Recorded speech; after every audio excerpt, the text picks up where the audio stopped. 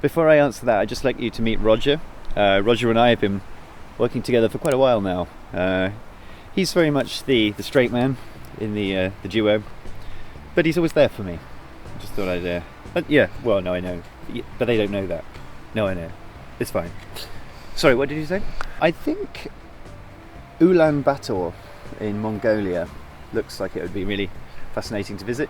Lots of open plains and communist architecture, high socialist, brutal concrete, and people on horseback. Have I ever had a brush with the law? I actually don't think I have. I am as mild-mannered as is possible to be, to the extent to which I think I've only been pulled over for cycling without having both hands on the handlebars. So, not actually that rock and roll, no. Don't laugh. Depends which school days you're talking about, but it was very pop. So, Haircut 100, Adamant, Prefab Sprout, big melodies, unashamed use of synthesizers, that kind of thing. The kind of music you're supposed to be embarrassed about, but I'm not.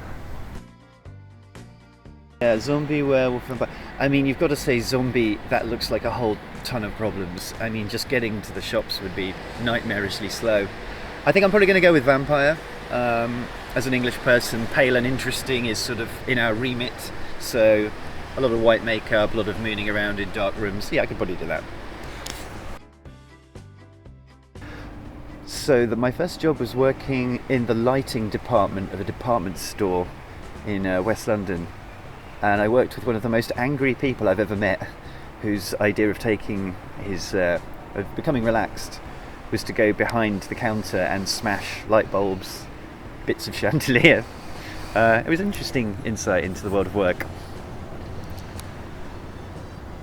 I didn't stay in department store retail, I think it would be fair to say. I've never had any pets, and I'm wildly indifferent to animals. Well, certainly the idea of having one myself, so I'm afraid Roger here is as good as it gets for pets. Yes, sport. Not a notoriously strong area for me, but if I had to pick one, let's just call it outdoorsy, pastimey kind of thing, I would go with badminton. It's very easy, you can sort of ramp up to being vaguely competent without having to learn anything. You can wear pretty much whatever you want. I think it's about the only of those activities that sort of seems even vaguely appealing. I mean, who wouldn't want to play badminton? It's great. I actually think all the best band names are yet to come, because with language you can always combine things in some interesting new way. So I reckon as long as you find words interesting and amusing, you can find a new band name in a heartbeat. Roger's Revenge, you know. There you go, you can have that one for free. The Possibility of Thames, there you go. They're probably a bit math rocky, not really my bag if I'm honest. What movie do you watch? An up movie for a down day. Well, as embarrassing as it is, I'd say it's probably Where Eagles Dare, which is a Second World War film, which I can pretty much always watch. You know, you've got the whole English people dressed in Nazi uniforms, British Shakespearean actors pretending to come from Bavaria. I mean, it's always cheering. I would say without a shadow of a doubt, the aubergine, that sorrowful pillow of leathery disappointment, is quite the worst by a country mile. And as a vegetarian, you are permanently being offered aubergine in various forms. Wow.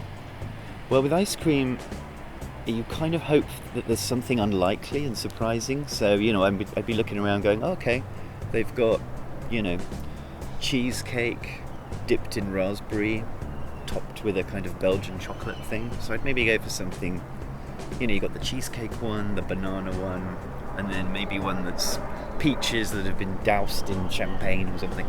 You'd want something odd, not something you can usually get. Well, unsurprisingly, I'm going to say Taylor Swift, just because I've listened to that album so much last year.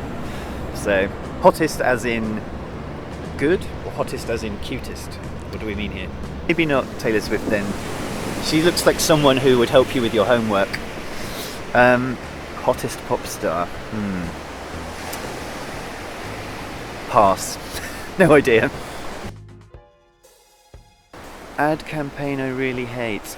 Actually, there's one running in London at the moment, which is for an app where you can get takeaway delivered to you wherever you are, and they have a habit of saying that you've just ordered a curry for two and it's arrived 20 minutes later, so let's do a mini fist pump. And they sort of keep using this mini fist pump tagline, and it's just astonishingly irritating. I mean, it sort of equates the achievement of phoning for takeaway with winning the Olympics. They actually did genuinely compare ordering a takeaway to winning the Olympics.